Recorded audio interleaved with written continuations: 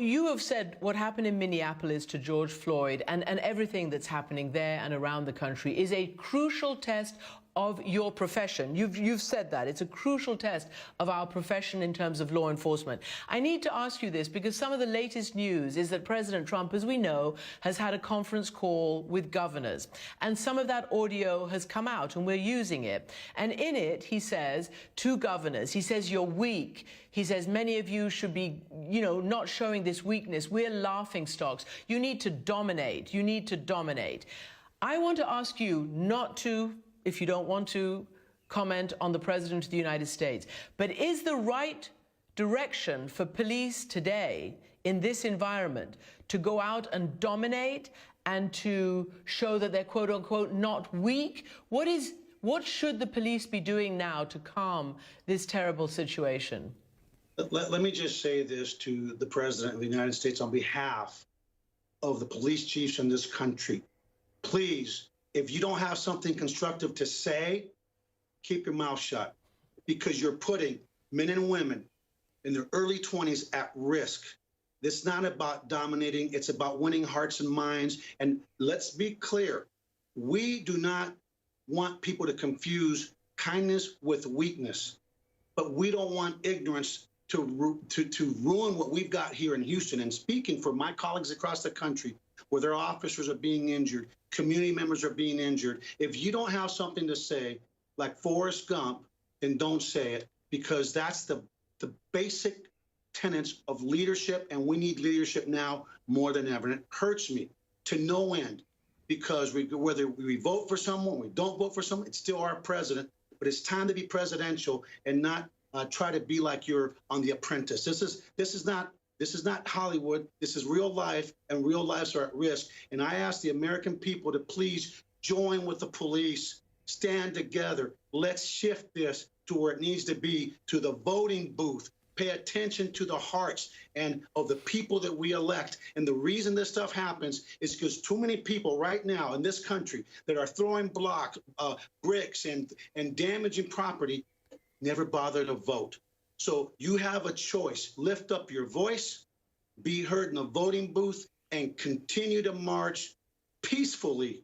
So the focus remains on bad policing, criminal policing. And let's be real honest, this is not just about policing.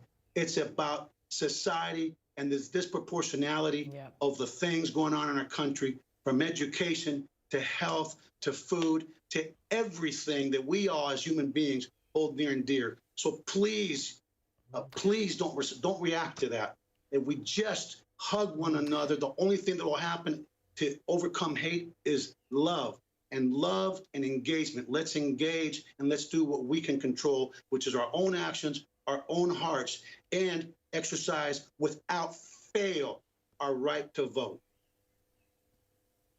Police Chief Azevedo, those are very strong words, and particularly you are a Cuban immigrant. You came when you were 4 years old to the United States, and you are the police chief, the first such in the city of Houston. So I want to ask you lastly, there have been reforms planned, made. For instance, in Minneapolis, the police force did implement training on implicit bias, on mindfulness, de-escalation, crisis intervention. It did diversify the department's leadership. It did create tighter use of force standards. It adopted body cameras. In other words, it did all this stuff, but it did not work. Chief Azevedo, what is it going to take? How much reform? How many of these, playbooks? What is it going to take? Listen, Christiane, that's a great question. And here's my response from my heart. What we're seeing is not just about the death of George Floyd. What we're seeing is a response to not just police brutality. What we're seeing is a response to disproportionality of wealth and everything else in this country. Let's not kid ourselves.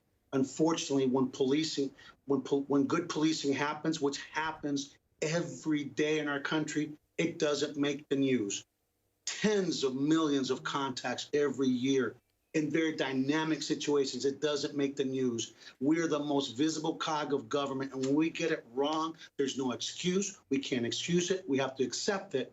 But don't kid yourself into believing that the raise is just because of what happens with police. It's about society from pre-K education all the way up. So please, let's just keep moving the ball. I promise you that the police chiefs are willing to lead. We need police labor union leaders. It's time for them to either step up and be part of the solution, or we're just going to have to get elected officials to be doing what they need to do, which is to do everything we can to weed out bad cops so we can lift up the very vast majority that are honorable professionals and really deserve our support. Well, Chief Azevedo, we thank you, and we thank you for leading by example. Thank you for joining us.